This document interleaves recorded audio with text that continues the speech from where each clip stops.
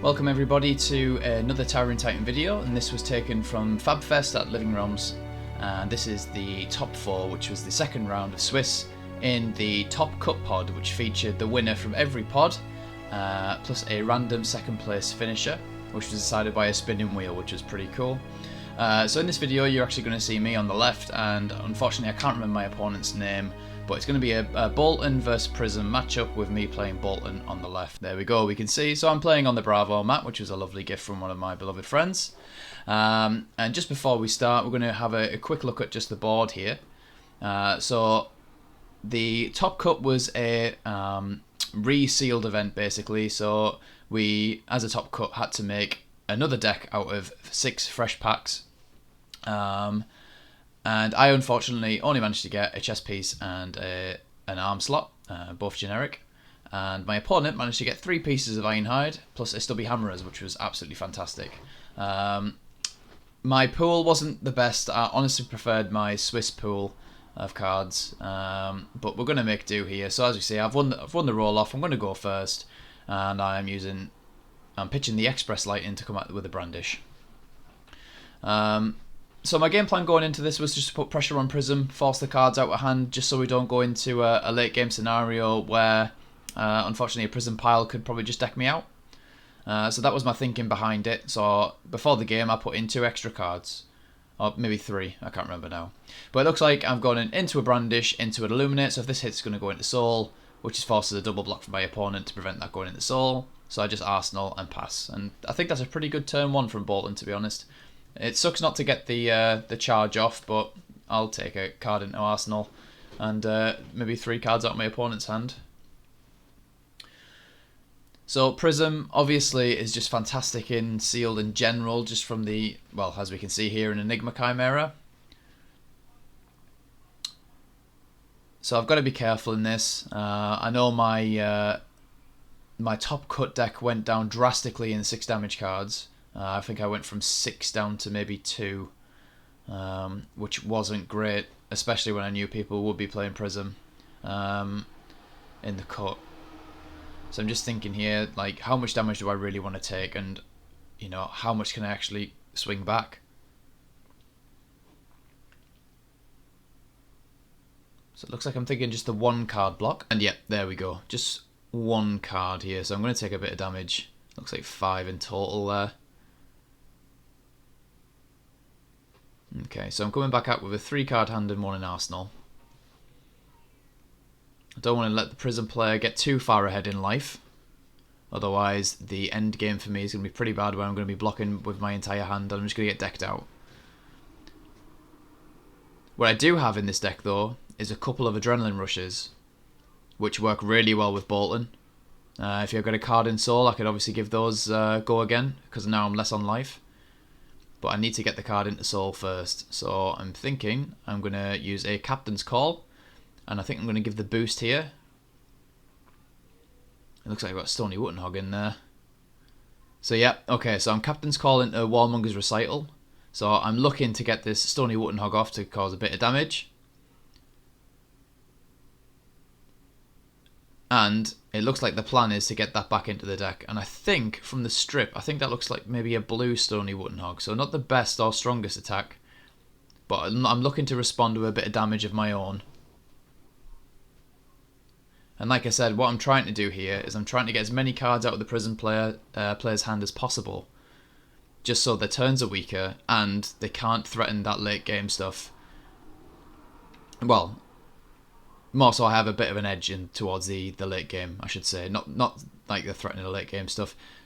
But what I'm trying to say is, if Prism does get some Spectral Shields off, then it's pretty hard for me in the late game. Okay, so this Stony Wuttenhog has actually prompted the 3 pieces of armor blocks, that's 6, plus a Rising Solar Tide. So I'm pretty happy with that. But because of the boost on Stony Wuttenhog, I feel like I get 1 point of damage in, and it goes onto the bottom of the deck from the Warmonger's Recital, which is, in my opinion, quite a win, because I want that card for later on, especially late game.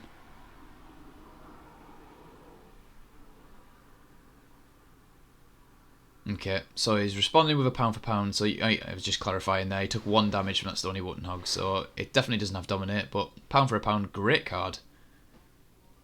Especially in red, and especially against Prism. Sucks to be on the receiving end, but it's probably going to trade a couple of cards out of my hand here.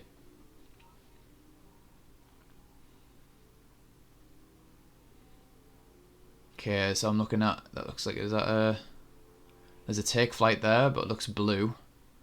There's a Brandish. Yeah, I'm just taking my time.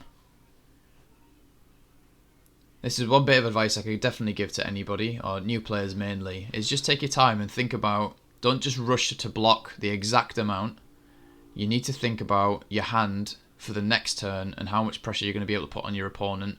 Whether you've got a card you want to arsenal, there's a lot of things to think about, so don't rush it.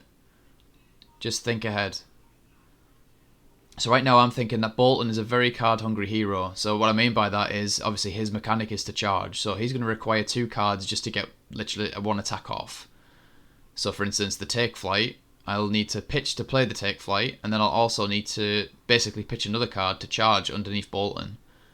But that looks like an Engulfing Light, which I feel like is 0 cost, which is going to help me out. So same again, I'm just weighing up here, but obviously the Engulfing Light does block for 3, so I'm probably just lining up some block 3 cards here. Because I feel like I can probably respond pretty well off a 3 card hand, because I'm desperately in need of a charge card.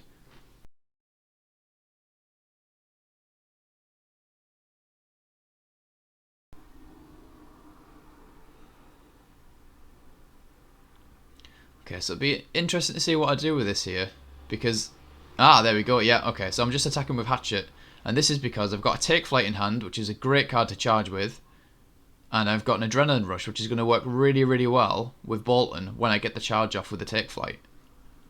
So yeah, the Hatchet there, just trading a card, putting the Prism player on a 3 card hand, because I know he doesn't have an arsenal, so I feel much more confident about going into the next turn now. So I know I've got a game plan, I've got the Take Flight in hand, which is my charge, and I've got the Adrenaline Rush there as well. Okay, so Surging Militia was definitely something I didn't want to see, because this is going to prompt me to actually start blocking with more cards.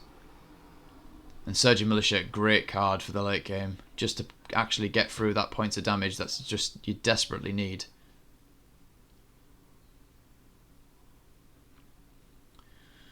Yeah, this is a card I didn't want to see, so I'm just going to take all of the damage here. Because I feel like I need to start putting some pressure back on now. There's a big life difference going on. So I really need to start working on that. So I think I'm going to pitch the Tremor, probably go into the Take Flight.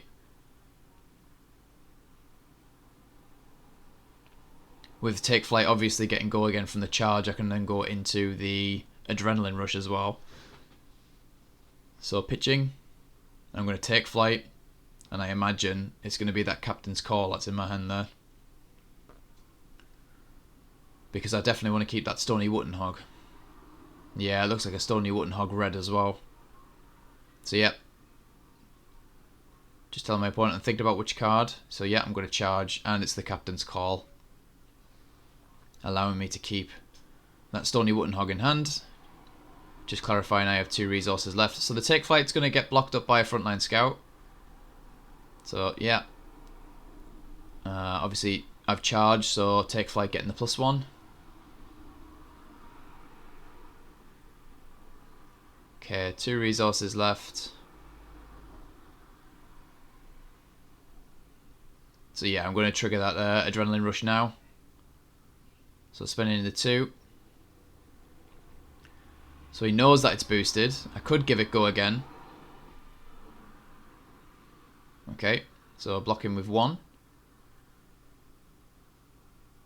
And I think I'll probably just pass here because I don't think I'm going to get, for just getting rid of a card out of my soul, just to give it go again. I'm not sure how much benefit I'll get with the Hatchet here. So he blocks with a Frontline Scout, takes a lot of damage from the Adrenaline Rush, and I'm happy with that. I'm not going to push any further. And it looks like I'm going to keep that Stony Wuttenhog in hand because it's a 6 damage card against Prism. Yeah. That'll be what my thinking is. So he's going to frontline scout. So he's going to get to see that Stony Wuttenhog now. Okay, so if you were a Prism player here, would you save something, or would you just try and get it out of the hand? Because I feel like I'd try and bait it. I'd try and bait it with a lesser one and maybe put your... Obviously, I'm not sure what's in the Prism player's hand. But I think I'd try and bait that Stony Wuttenhog out and then maybe stick the actual attack that I'm wanting to do maybe in Arsenal, but it's hard to tell what is handed. I think I can see an Enigma Chimera there and a Surging Militia. So I'm just thinking about blocking the actual frontline scout damage, which is what's going on here. I know I've got the backup of the Stony Wuttenhog because obviously the scout does have go again, but I'm electing just to take the damage. He puts out the Enigma Chimera, and I know he's got nothing else in hand now, so if I pop this, I'm coming back with a 3-card hand, which again is really important. You need to keep on weighing up just how many cards you've got in hand versus your opponent, what their turn's going to look like, and what your turn's going to look like. Yeah, so defending with the Stony Wuttenhog, breaking the Enigma Chimera, which I think is an all-round win for me, to be honest. It allows me to come back with a 3-card hand. I've got, is that Courageous Steel hand, Adrenaline Rush, and Minnowism, I believe, is that? Yeah, that's right. Okay. So now, same again, there's a 7 life difference. I need to start putting pressure on my opponent, get cards out of the hand, and actually hit for damage now. And the main thing is, I definitely don't want to let him have a Spectral Shield in his soul, a card into his soul so he can make a Spectral Shield, and then just value me out. Okay, Hatchet the Mind, trading for a card. Yeah, that's fine. Looks like I'm sticking the Adrenaline Rush in Arsenal. And getting a 4-card hand. So I know my opponent's got 3 cards, no card in Arsenal, so he's going to come with a Spears. So a great attack out of Prism. However, if it is defended by a 6 damage card, it breaks the chain, so it really kind of it destroys that whole go again aspect. But if you can catch your opponent with no 6 damage cards in hand in a sealed event, it's pretty damn good. So full block, and then he's going to break his Stubby Hammerers and come back in with another. Yeah. So I'm not going to lie, I was pretty happy just to see that. Because if it was anything bigger, I think I'd be in trouble. And I think from the strip of that, I think it's blue as well. So I think it's just going to get the 1 card from me, which allows me to come back with a 3-card hand because I've got 2 cards in hand, 1 in Arsenal, one of which is an Adrenaline Rush. So just taking the extra point of damage there over the top from the Spears. So I am getting pretty low now, but I'm saving my armor, and I'm doing this for good reason because I know there's Heralds of Tenacity. Obviously, I don't know if my opponent's got one, but if I don't keep that armor until the late game and he hits me with a Herald of Tenacity where I can only defend with 1 card, I lose the game. So, you know, I'm trying to keep that in mind. So I'm just going to go straight for the Adrenaline Rush here, just to get some actual raw damage in.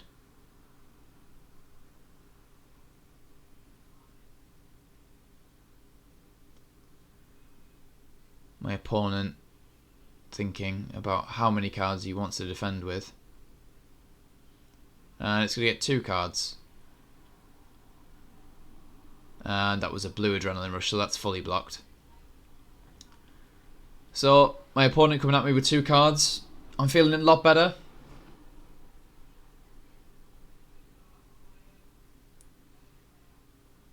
Definitely feeling good about this scenario. And then my opponent passes, puts 1 card in Arsenal, which means I get a 4-card hand, which I was very, very happy with because there was no pressure being put on me there because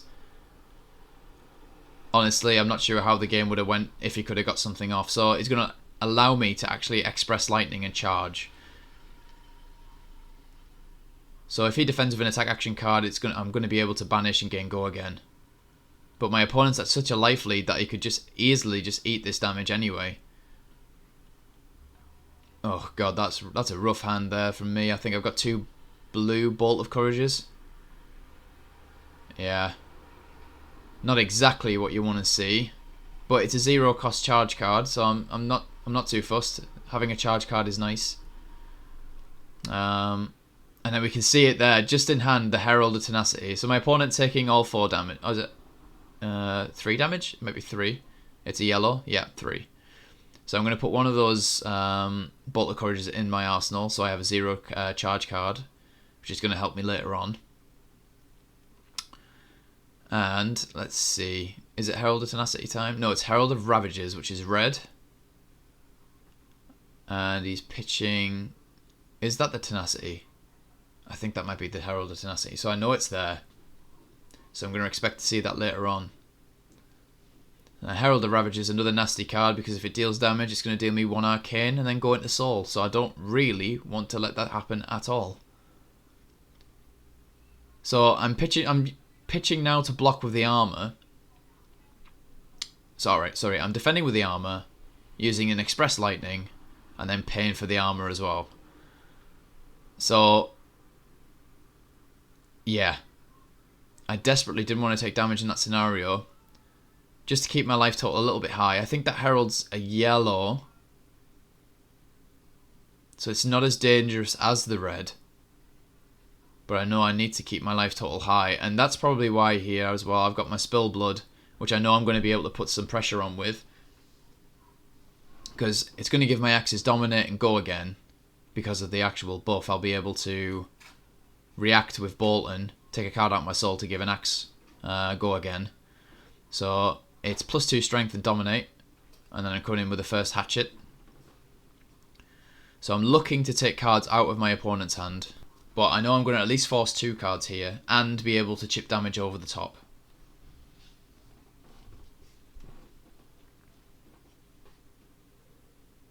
Okay, so my opponent blocked with 2 cards, and I'm just pointing out that it's got Dominate, so it's okay. I'll let him rethink. I think this was actually his first time ever playing Flesh and Blood, so to make a top cut, and he wasn't the random second place finisher either. He did absolutely excellent. Hats off to him. So I'm just reacting with Boltyn and giving the Hatchet Go again, and just pointing out that the Hatchet of, I think it's Hatchet of Mind, gets +1 from the Hatchet of Body and then +2 from the Spill Blood. So he's taking 2 there. Fairly happy with that turn. Even the scores up a little bit. My opponent's now on a 3-card hand.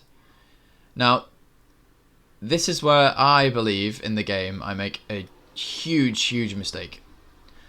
So my opponent's come at me with a Herald of Rebirth, which if it hits, it's going to get a Phantasm card from his discard pile, and he gets to put it on top of his deck.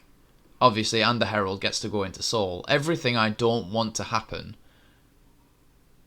So really, looking back in hindsight, I'm going to tell you now, I don't fully block this, but I should absolutely be blocking this, because I know he's got a huge Enigma Chimera that I'm going to struggle to deal with.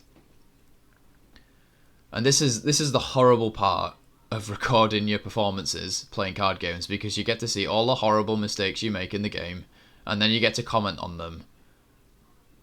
But, you know, hindsight is a beautiful thing. And put it this way, I'm making these mistakes, so you can always watch this video and go, I'll never make that mistake that idiot made. So I'm just running through here how much damage it's coming. Obviously I'm doing a lot of hand counting because it's late on in the day and my brain is absolutely fried. And I'm against Prism. But like you said, like I've said, just you need to take your time. You need to do all of the proper workings out. You need to know what's on the board, what's actually being threatened, and what you need to deal with. And then you need to kind of weigh up what your hand looks like next turn, because you don't want to be put in a position where, unless it's actually for lethal, you don't want to be put in a position where, oh, I don't know, I'm going to block with my entire hand and then basically give your opponent tempo. You don't want that to happen. So you need to constantly be weighing up how your turns are going to look like. Because right now, what's probably going through my head is I need to keep at least 1 card to maybe charge with that Bolt of Courage. That's definitely in my arsenal. Or I'm just going to pitch to attack with a Hatchet.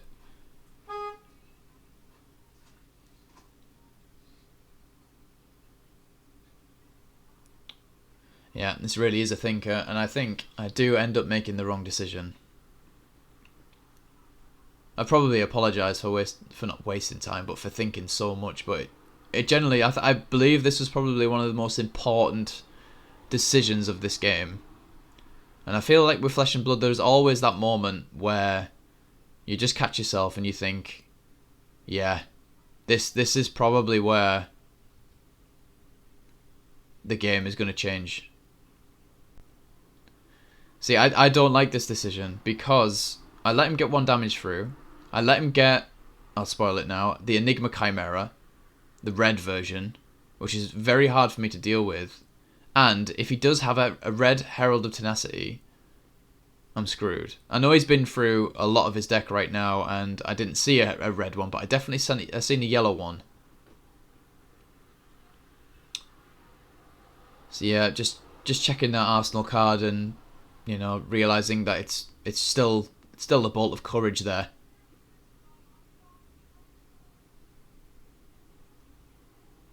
So I think I see in my hand a Minnowism. And I can't remember what the other card is. Maybe I'll do that fantastic card shuffle and it'll help me as I commentate.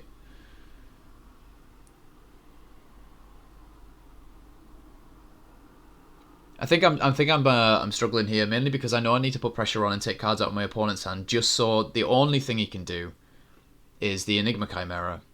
Oh, that's a Surging. Is that a Surging Militia? Yeah, I think it's a Surging Militia there.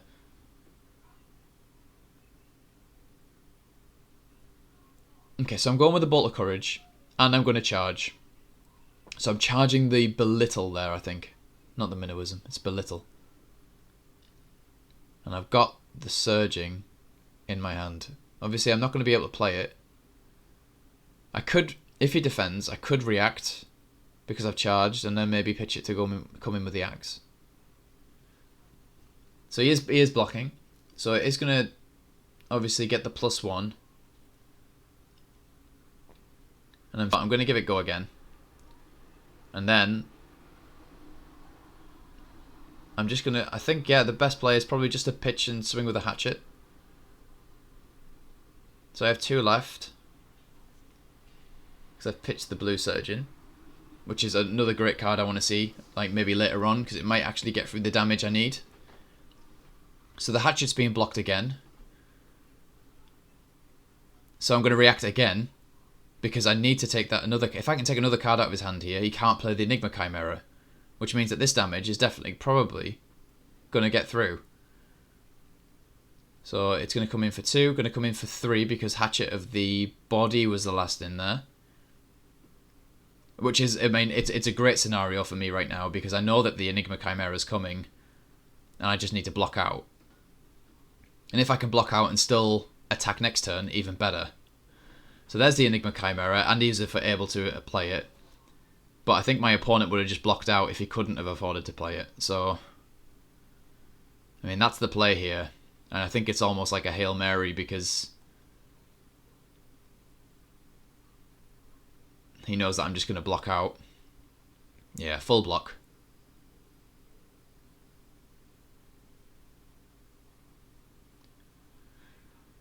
So I'm just quickly counting cards in deck there, because I know my opponent's very light on cards as well. And before this game, with me playing Prism, I think I put in 2 extra cards that were just generics. I think that might just be in the... you know what, I can't even remember what they were now. I think I put in an extra blue Brandish, but there was definitely another card I put in there, just in case it was like Prism Pile. But I think I've done relatively well trying to control my opponent's soul and stopping the Heralds getting in there. And here we go, the Herald of Tenacity. So this is everything I didn't want to see. So I'm blocking 3 here, and I think I'm going to take 2 from this, because it's the yellow. So I knew that one was coming, so I could get around that, but now I'm on 1 life. And he's going to create a Spectral Shield now in his turn. Ah. Completely missed that. That Herald's Tenacity, I can't remember if it goes into the soul or not. I feel like with that massive text box it should have done. And that's unfortunate that we've missed that. But I mean, this was like maybe like towards 8 PM now. We are both very tired. Yeah, that's a shame that my opponent missed that. I missed that as well. So unfortunately, I'm just we've both missed that. But the Minnowism is going to boost up the Tremor. So same again, same tactic. I'm just trying to put the pressure on, trying to get the cards out of my opponent's hand because I know he's very light on cards now. And I feel like that's maybe 1 or 2 cards left in deck at the most.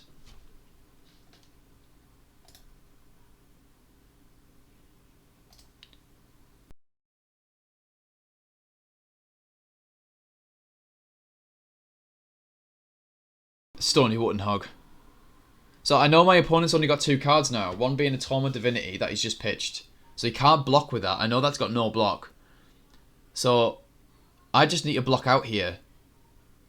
And then at least be able to swing back with a Hatchet to take the other card out.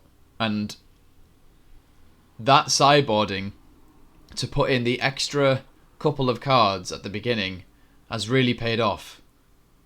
Which I was very, very pleased about because this game was absolutely fantastic. It was such a pleasure. But I just knew I'd need those extra cards. So I've fully blocked that there. And I'm just double checking numbers so nothing's missed.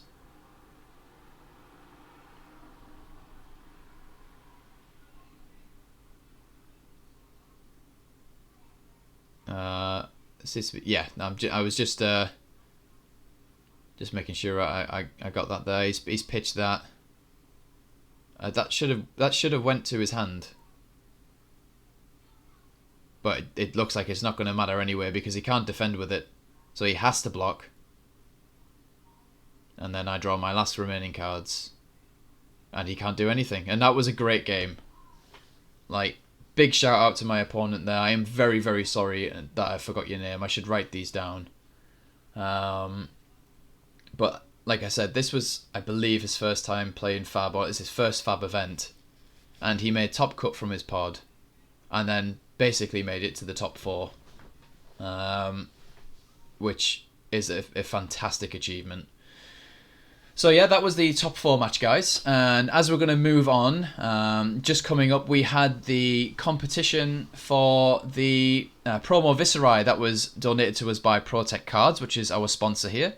So a couple of you had a private YouTube channel, so it wouldn't actually give me your name. So if you don't mind, could you please get in touch if you've subscribed to the YouTube? Either just send a private message to the channel or get in touch with me somehow. I will get you added to the next one because the next giveaway I'm going to do a Viserai and I'm going to do an Azalea. So I'll announce that on Facebook as well. But as we can see, the wheel is spinning and we are going to get our winner. And the winner today, winning a Viserai, is Yeman. So congratulations, Yeman. If you get in touch with me through Facebook, I will get that sent out to you and your prize will be on its way. So I just want to say a big, big thank you for everybody who's watched the video, for everybody who subscribed and entered the giveaway. Like I said, the next competition for the final of Fab Fest is going to be a Viserai and an Azalea. So I'll get that post put up on Facebook just so you can see what you can win.